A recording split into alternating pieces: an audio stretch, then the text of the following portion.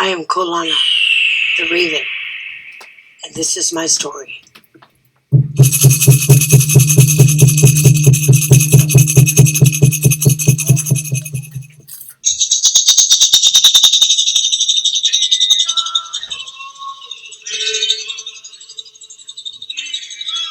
I knew a woman once that lived in the meadows of North Carolina.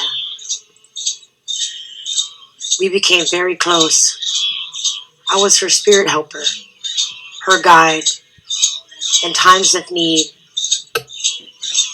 Many different nations and tribes had come to seek refuge in these very woods. And even though her husband was away, she felt safe. Teaching her children how to live, how to give thanks. Their walks through the woods, gathering herbs.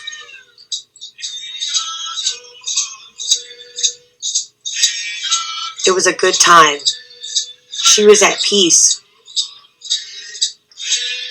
And she was living native.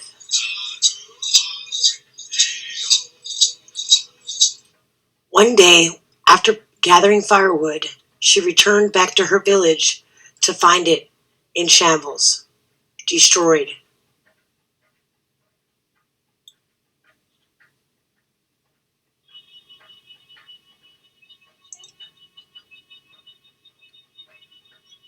They didn't know all the details of what had happened, but they had to leave without taking anything with them.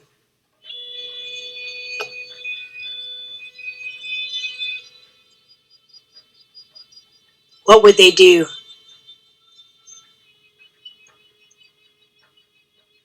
Where would they go? One of her boys tried to go back in, but they had to leave with nothing. And only the light by Grandmother Moon guided them.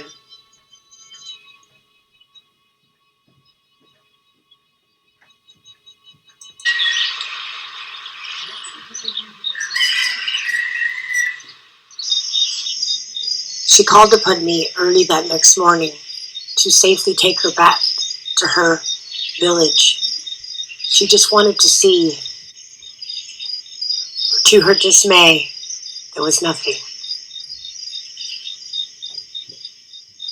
When she returned back to the camp, the children had let the fire go out.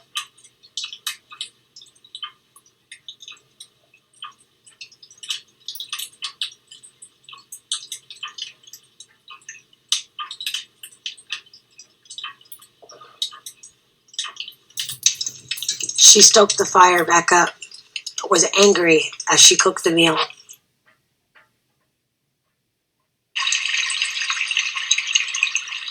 Later that morning, they went to Fishing Creek to wash up. She spoke with her boys about being angry and how you should never cook with an angry heart because everything you do is connected to everything around you. Food is for nourishment and should not have those types of feelings over it.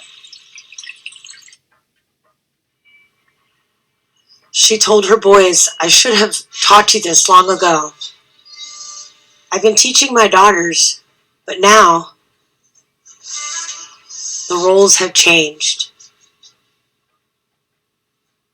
Now we must rely on ourselves. There are no women's roles and men's roles, but it's just us. We have to work together. Everything we do, everything we say is a part of each other. We are one with the universe. Look deep into your heart and mind.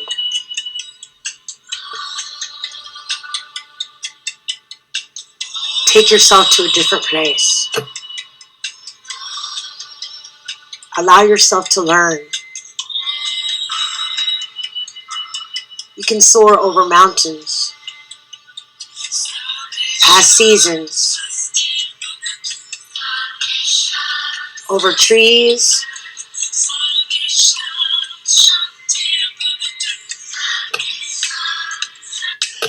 when there's bad times, always remember you're in control of your destiny.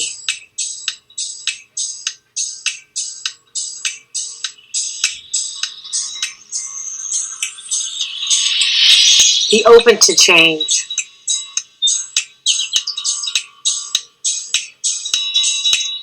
See, look, sons, change is coming.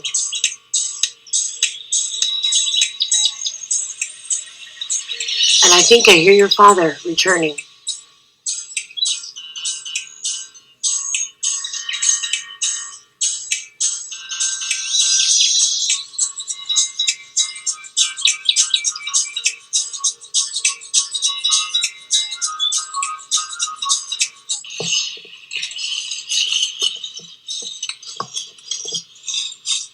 Man, this sucks. Yeah, this sucks. Yeah. Man, we wouldn't be having to do this if you would watch the fire. Me? Mom put you in charge. No, you were in charge. Oh. But, well, I don't care what Mom said. Isn't this supposed to be a woman's job? Yeah. We should hurry up. Yeah, so, Dad's probably back at the camp. Now their father had returned home. They were safe. He shared many stories of his travels, showed weapons and different belongings that he had obtained on his journey. The boys were so excited. They wanted to hear every detail. His father taught them that it's important to maintain balance in your life and to protect your family at all cost.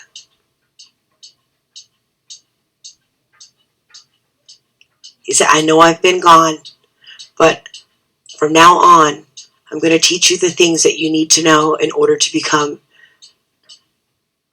the men you're supposed to be.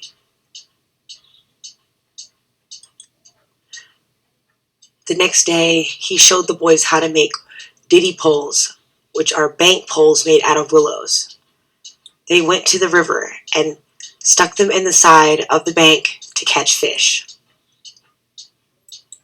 He also heard of their disobedience, and he punished them by making them pick up more firewood.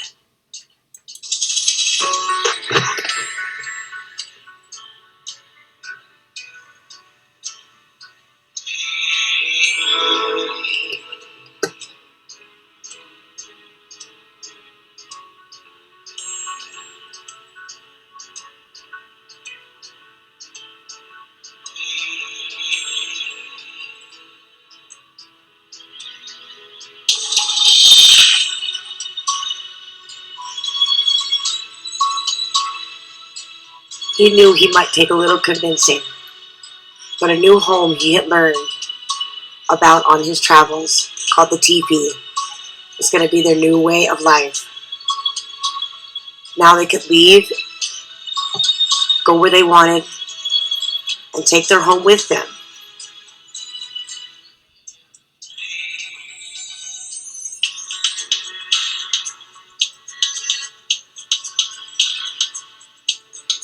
A teepee consists of a tripod that is hoisted together and balanced as the base of the home.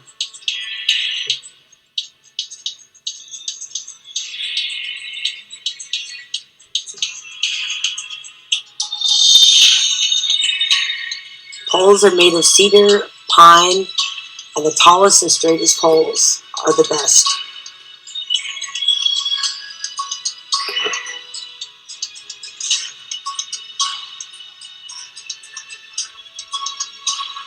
It's a group effort, but a teepee can be put out with as little as 2 to 3 people, or in this case, children.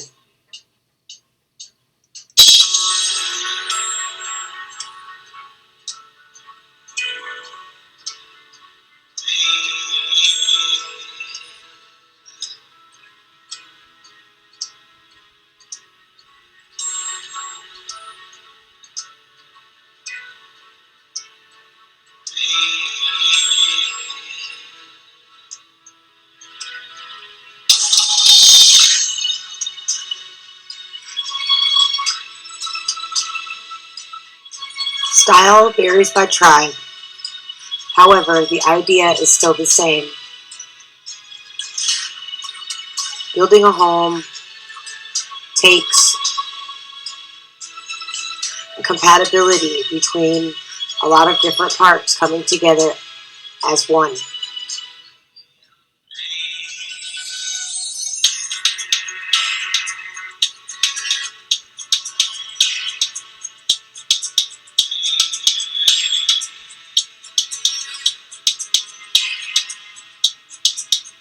Each pole has a different role, a different purpose, a different gift.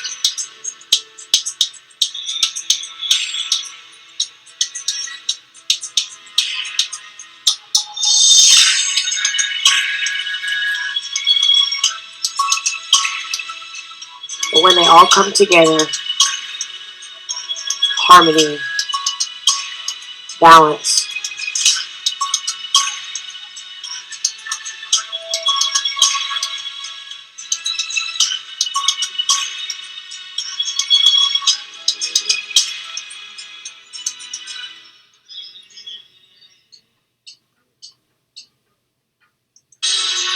and beauty are just a few words that come to mind.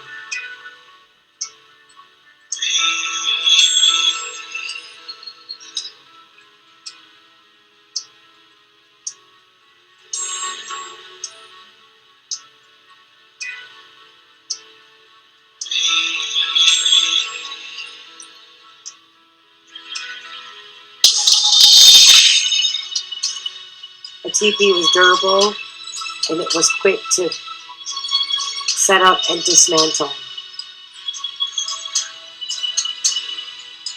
It withheld against weather, wind,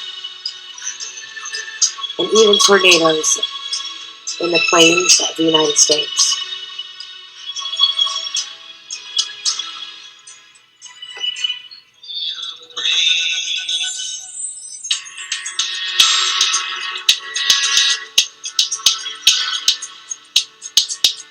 Although originating a certain lifestyle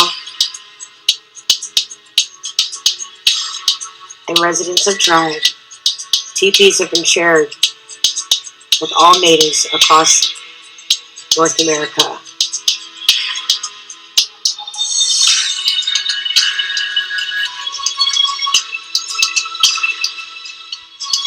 Used for ceremony, living,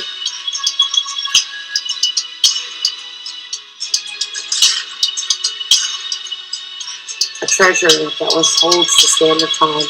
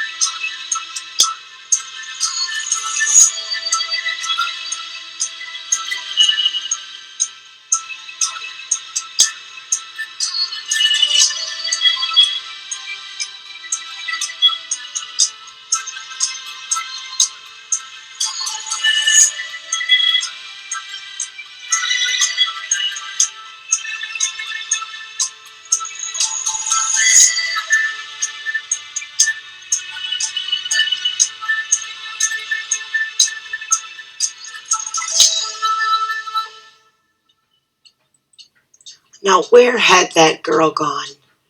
I couldn't keep track of these kids. At least one of them had been missing during each of the events in the past couple of days.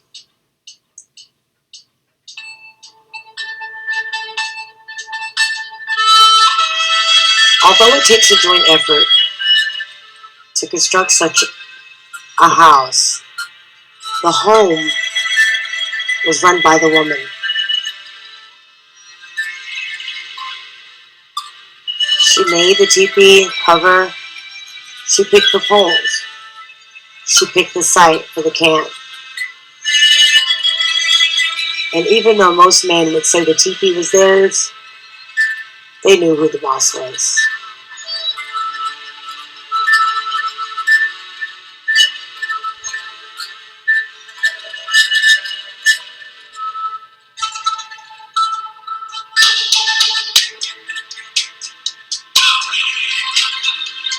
However, the home of the teepee and the way that it was built, coming together, each person having their own job, but unifying as one force, with just one other way, their way of life tied into how they live.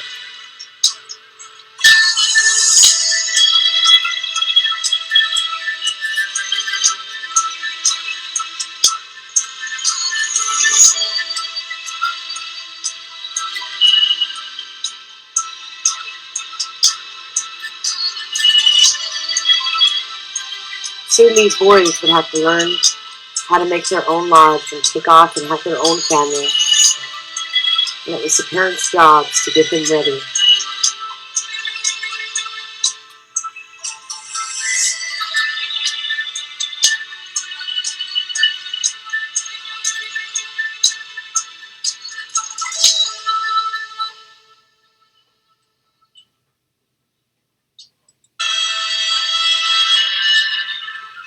While they worked, they played, and they talked, and they just had a good time. They told their father of how their village looked when they walked upon it, how scared they were, and how happy they were that he was home. He told them that change is something we should never be afraid of. Embrace it, make the best out of it, and move on. Now, convincing your mother that was a different story.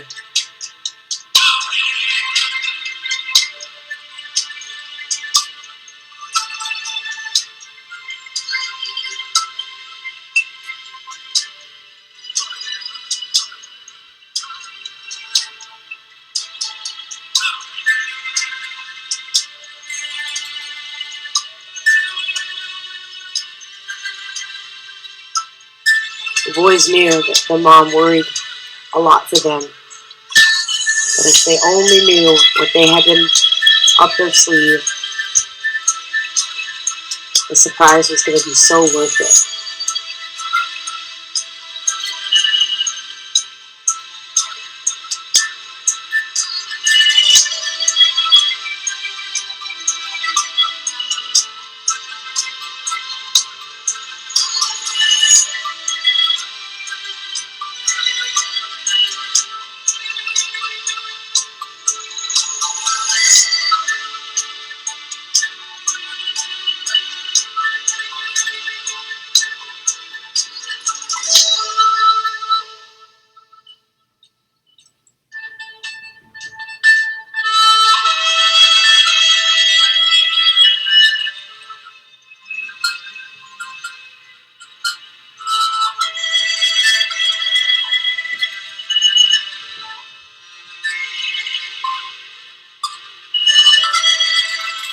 As this new home started forming in front of her eyes, she realized how much she had to be grateful for.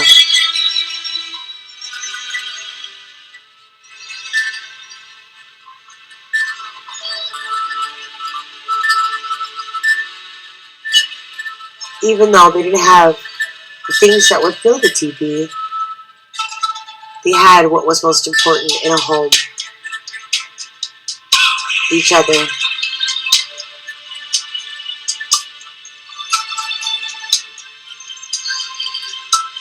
As long as they were together, they could get through anything.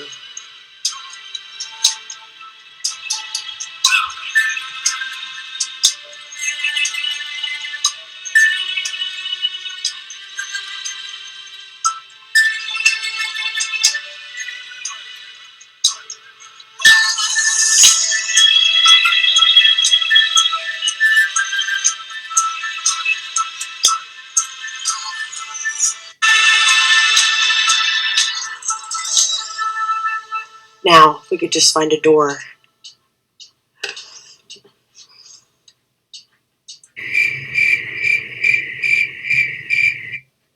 The next morning, the boys were sent to find sweat rocks for the upcoming sweat. They needed to make sure that they were purified and in the right state of mind for the seeds to be planted. Everyone's energy works off of each other, so we all had to go into the sweat, and they were excited. They talked about how cool it was to stay in the teepee and how their mom was worried what people would think because they had no possessions to go inside of it. The boys couldn't wait to reveal their surprise, how they had snuck back to the camp and retrieved some of their family's belongings.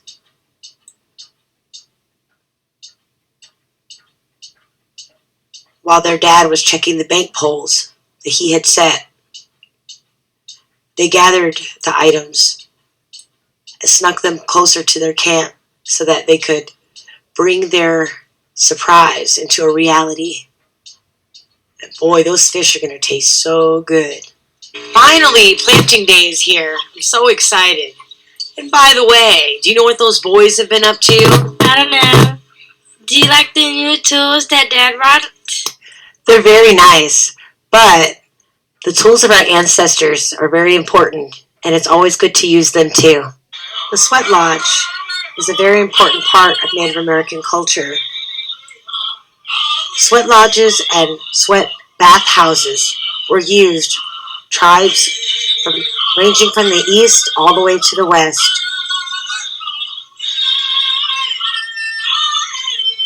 Some used as religious and some used as a purification for the physical body.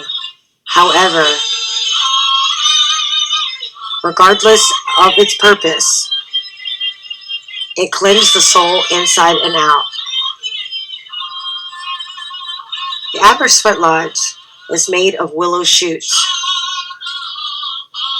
It can accommodate anywhere from 4 to 15 people depending on its size. Dirt is dug from the middle to make a fire pit. That dirt is removed on a hide and carried out to the east of the doorway. It is made into a mound which represents Mother Earth. Painted buffalo skulls used had a very specific purpose. It symbolized the great herds in which the people were dependent and the belief that all things come from and return again to the great mystery. The floor of the sweat lodge is covered in sage. Blankets and tarps made where no light could enter the sweat lodge once you entered. Stones gathered from a hillside and not a riverbed are used, heated, and water added to produce steam. There are very specific ways of running a sweat lodge according to tribe and according to its conductor. It should be held in the most sacred of light. Even when cleansing, the sweat lodge had a great deal of religious importance. The star formation on the top of the sweat lodge represents the Milky Way. Many nations believe that we are from the stars, and to which we will return upon our death.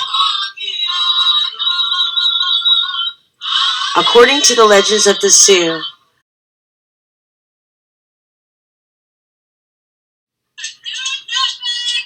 the small dark lodge represents the womb of Mother Earth. The darkness of the ignorance of men's mind. The hot stones represent the coming of life, the hissing steam in the creative force of the universe coming into action. The cover is raised to the east, and the source of life and power, the dawning of wisdom upon the minds of men. The elements of earth, air, water, and fire are all represented in the sweat lodge.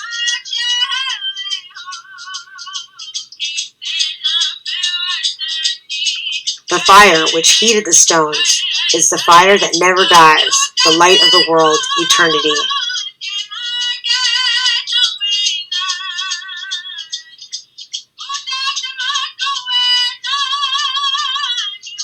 We still use these lodges today, and we will continue to use them forever. Thank you to the Creator for giving us these ways and a way to connect with Him.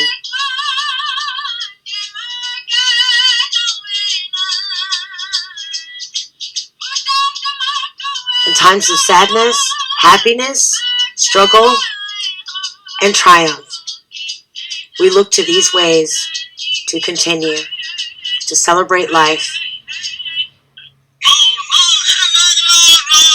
The sweat lodge ceremony consists of 4 rounds. Every part of our ceremonies, dances, and ways means something, represents a specific element, or pays homage or honor to the Creator, the spirits, or to the ones who are important in our lives. The first stone out of the 7 that are in the first round represents Wankantanka, the great mystery, who is at the center of everything. 4 stones are added in the same way, and the second one being placed in the pit to the west of center, the next one to the north, then east and south. And each time a stone is placed, the man in the rear of the sweat touches it with the stone bowl of the pipe. The pipe is filled with tobacco, and the smoke that rises sends our prayers to the Creator.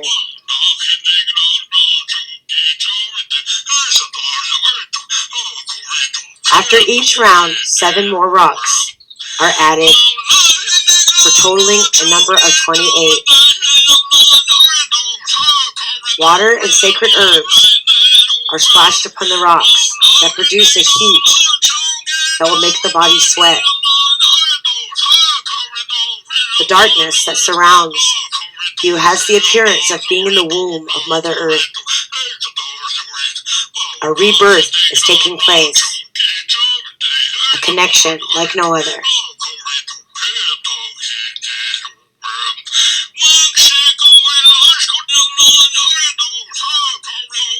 Bad feelings, sickness can all be alleviated in the sweat lodge.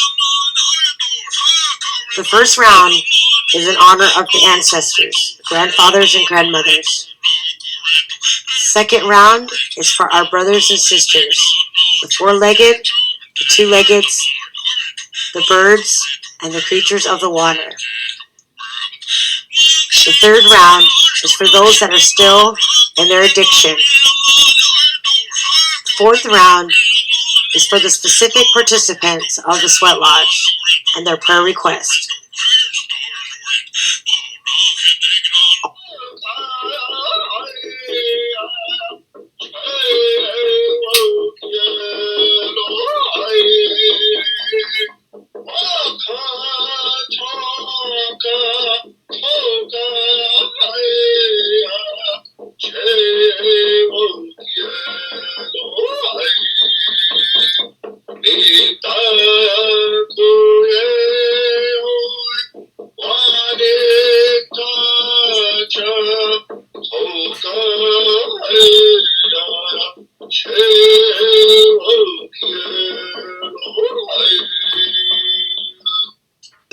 Aho, Matakuyasin, all my relations. The boys could not believe that here it was, they made it through a sweat, and they thought they had passed a test, which they had. However, punishment is punishment, and it was still sticks for them to pick up today.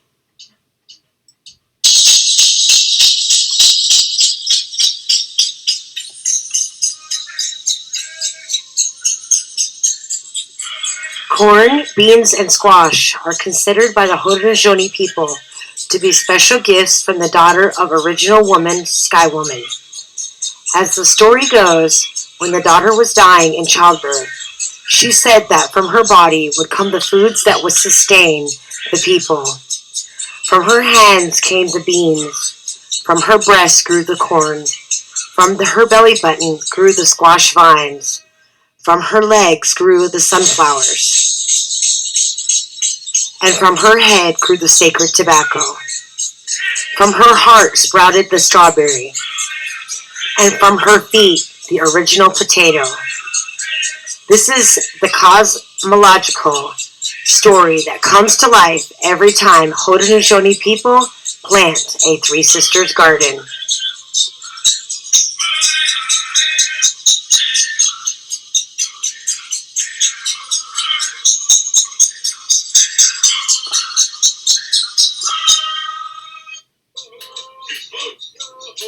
The green corn ceremony was practiced by the southeastern tribes as well. It is a harvest ceremony where they gave thanks for the bountiful harvest that was provided from the Creator. Many of our sacred items and bundles were put on display. Our lodges were cleaned, old pottery was broken, and a new year began.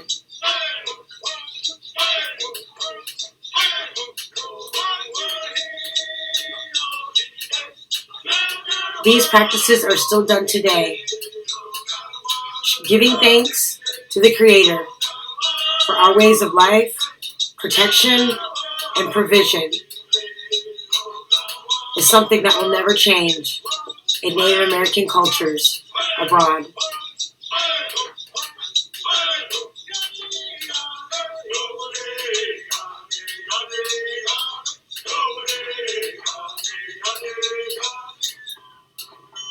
It had been a long but beautiful day. When I returned back to my camp, our teepee had a door. Our oldest twin was standing guard. What were they up to? Beautiful items that my husband had gotten on the trail were on display.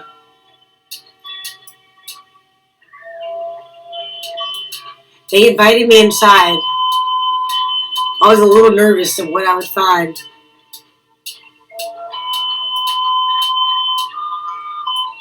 My son looked like a man standing there. And as they entered our lodge, much to my surprise, our teepee was full of the most important things in my life. My children, not the hides, not the baskets,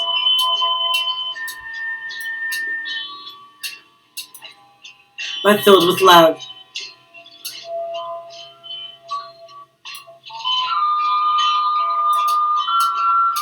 All of the elements combining into a space of harmony, of peace, of change.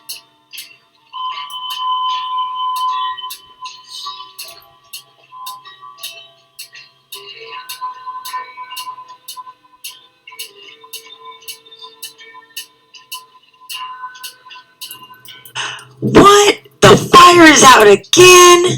Wait. I have one more surprise.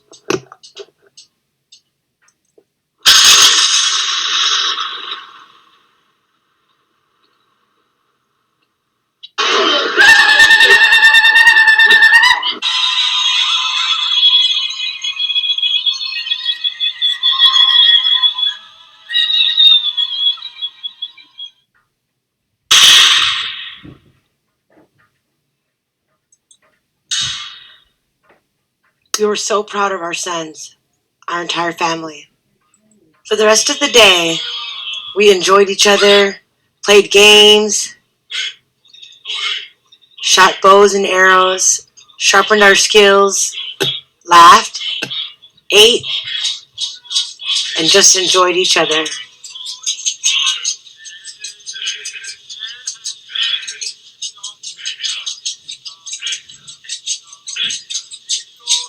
Their father was an excellent hunter and craftsman, and he enjoyed showing his skills to them.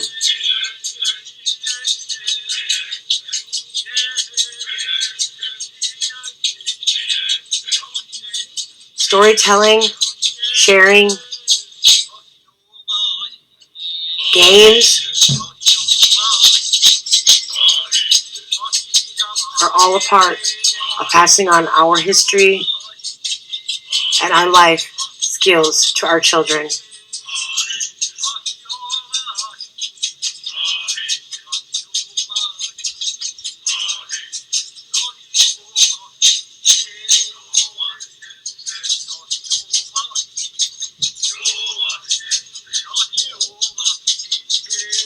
One day, the twins vowed to be as good as him.